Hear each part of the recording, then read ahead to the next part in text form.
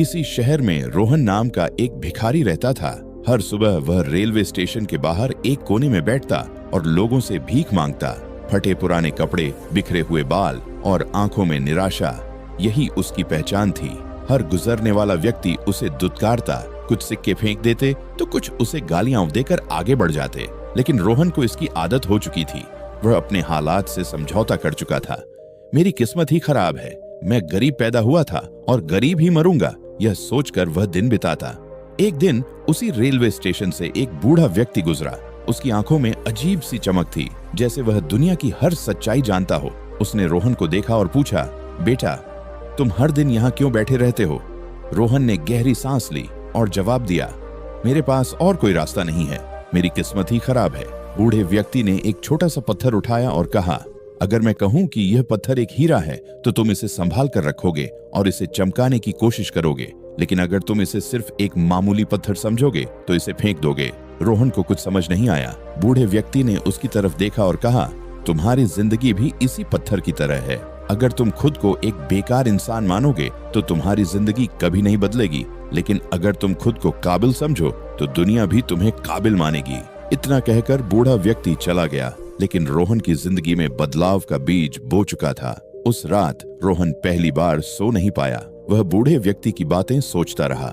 अगली सुबह भीख मांगने की बजाय उसने स्टेशन के पास चाय बेचने वाले रामलाल से पूछा, क्या मैं आपकी कोई मदद कर सकता हूँ? रामलाल ने हंसते हुए कहा, तू तो भीख मांगने वाला है, काम करेगा? रोहन बोला, मैं अपनी किस्मत बदलना चाहता हूँ।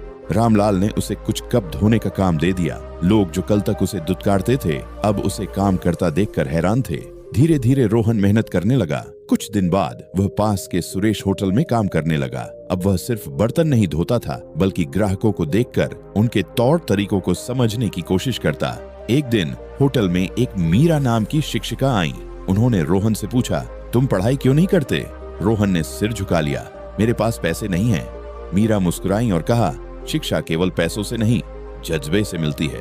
अगर तुम चाहो तो रोज कुछ नया सीख सकते हो। ये बात रोहन के दिल को छू गई। उसने होटल में काम करते करते किताबें इकट्ठी करनी शुरू कर दी। एक दिन होटल मालिक सुरेश ने उसे अपने पास बुलाया और कहा, मैं देख रहा हूँ कि तुम बहुत मेहनत कर रहे हो, क्या तुम मेरी कैश काउंटर पर मदद कर सकते हो? अब रोहन सिर्फ काम नहीं कर रहा था, बल्कि बिजनेस को समझ रहा था। उसने ग्राहकों से बात करना सीखा, पैसे मैनेज करना सीखा और सबसे महत्वपूर्ण बात, सोच बदलने से जिंदगी बदलती है, यह समझा। लेकिन कड़ी मेहनत की राह आसान नहीं थी। होटल के कुछ कर्मचारियों को रोहन की तरक्की पसंद नहीं थी। एक रात कुछ गुंडों ने आकर होटल में तोड़फोड़ कर दी और रोहन पर हमला किया। उसे बुरी तरह पीटा गया, लेकिन उसने हार नहीं मानी। इस घटना के बाद सुरेश ने उसे अस्पताल में भर्ती कराया। मीरा ने उसका साथ दिया और कहा, दुनिया में कुछ लोग तुम्हें गिराने की कोशिश करेंगे, लेकिन तुम्हें हार मानने की जरूरत नहीं है। रोहन ने उस दिन फैसला किया, अब मैं सिर्फ जिंदा रहने के लिए नहीं, बल्कि कुछ बड़ा करने के लिए जीऊंगा। अगले कुछ सालों में रोहन ने अपनी सारी बचत इकट्ठी की और एक छोटा सा टी स्टॉल खोला। फिर धीरे धीरे वह स्टॉल एक कैफे में बदल गया। फिर उसने अपना होटल खोला।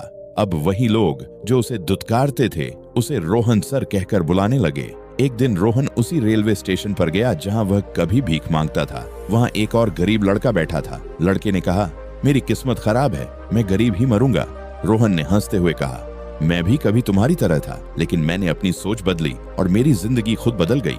उसने उस लड़के को हाथ पकड़कर उठाया और कहा, तुम्हारी किस्मत यहाँ बैठने से नहीं बदलेगी, तुम्हें उठकर खुद अपनी जिंदगी बनानी होगी।